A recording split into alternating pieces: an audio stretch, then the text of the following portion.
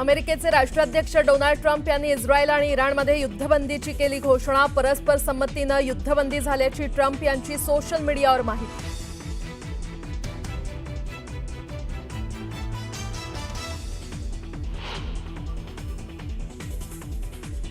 इराणचा हल्ला अतिशय कमकुवत असल्याचं ट्रम्प यांचं विधान, तर इराणच्या हल्ल्यात काहीही नुकसान न झाल्याचा ट्रम्प यांचा दावा।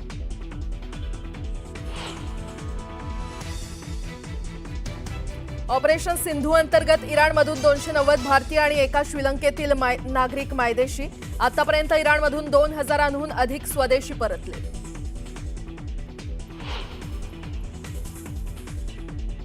राज्य मंत्रिमंडळाची आज महत्त्वाची बैठक। मंत्रिमंडळ बैठकीत कर्जमाफीच्या मुद्द्यावर चर्चेची शक्यता।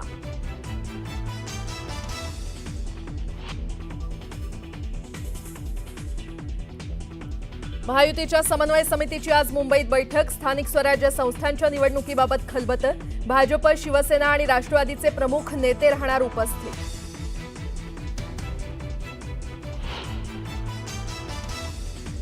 आगामी महापालिका निवडणुकांच्या पार्श्वभूमीवर भाजप ॲक्शन मोडवर। मुख्यमंत्र्यांनी आज वर्षा बंगल्यावर बोलावली महत्त्वाची बैठक। प्रदेशाध्यक्षांसह भाजपचे महत्त्वाचे नेते राहणार उपस्थित।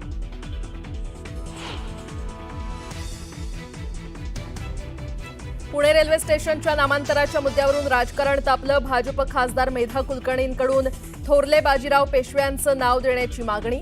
मागणीला विरोध करत विविध संघटनांकडून महात्मा ज्योतिबा फुलेंचं नाव देण्याची मागणी।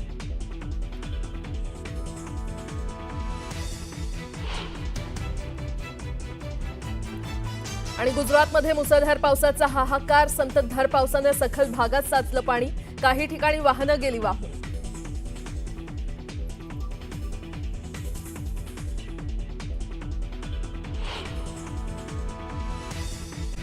नमस्कार।